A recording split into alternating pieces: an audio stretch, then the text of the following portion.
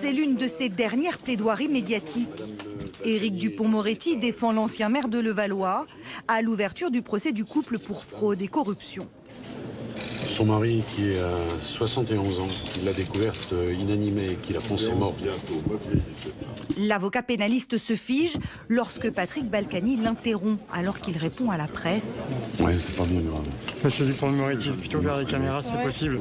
Monsieur Dupond-Moretti. On le sent bouillir de l'intérieur. Il ne faut pas voler la vedette à celui qu'on surnomme l'ogre des prétoires. Non, mais si vous m'interrompez, là, c'est injouable. À 59 ans, il a passé plus de 35 ans dans les tribunaux, dans le nord de la France d'où il est originaire, puis à Paris. Physique imposant, verbe puissant, Éric Dupond-Moretti s'impose dans le cercle fermé des avocats médiatiques, notamment lors de l'affaire Doutreau. 2 mois d'audience, 17 accusés de pédophilie et 13 avocats.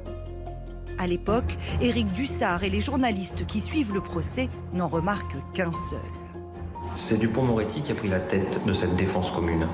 Et forcément, de manière naturelle, tous les médias se sont retournés sur Éric Dupond-Moretti aux sorties des audiences, à tous les temps forts du procès et a fortiori au moment du verdict. Il obtient l'acquittement de sa cliente Roselyne Godard, dite la boulangère. La France découvre alors celui que les médias appelleront bientôt acquittator. Car Éric Dupond-Moretti en fait sa spécialité. Jean Castella, le cerveau présumé de l'assassinat du préfet Erignac.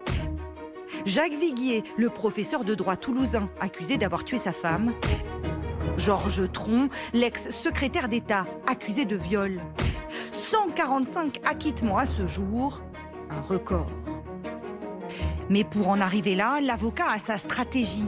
Comme ici, lors du procès de l'Arche de Zoé, où il défend les familles flouées par l'association accusée de tentative d'enlèvement d'enfants au Tchad. Sa plaidoirie, il la commence avant la salle d'audience, devant les caméras. Ce que je sais, c'est ce qu'est la souffrance de ceux que je représente.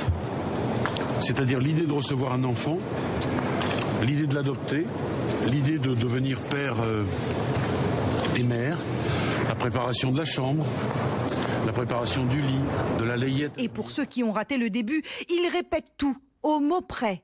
C'était la venue de l'enfant, c'était son adoption, c'était la préparation de la chambre, des jouets, de la layette. Une mécanique huilée pour l'avocat le plus célèbre de France. Il a défendu des footballeurs, une prostituée, des hommes d'affaires, des puissants comme des faibles, des bons comme des mauvais. En 2019, il représente Abdelkader Mera, le frère du terroriste toulousain.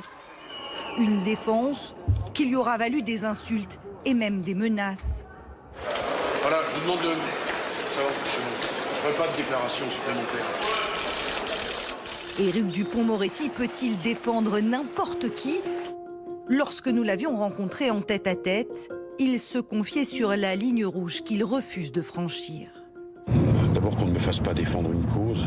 J'aurais pu défendre Hitler, sauf s'il me demandait de défendre le nazisme. Je pourrais défendre un négationniste, mais pas un type qui me demanderait de dire que les chambres à gaz n'ont pas existé. La limite pour moi, elle est là. C'est toujours l'homme, quoi. Ouais. Il y a que ça qui m'intéresse. Un sacerdoce qui vire à la dépendance. Je pense qu'on est dans l'addiction. La cour d'assises est tellement violente, tellement porteur d'adrénaline, que dès que ça s'arrête, on a envie que ça recommence. Et pour assouvir son manque, Éric Dupond-Moretti ose sortir des tribunaux et monter sur scène. Dans une pièce de théâtre, il se raconte. L'ogre des prétoires devient bête de scène. Mais s'il est ovationné par le public, son arrivée place Vendôme inquiète les magistrats. Lui, qui multiplie les piques contre les juges.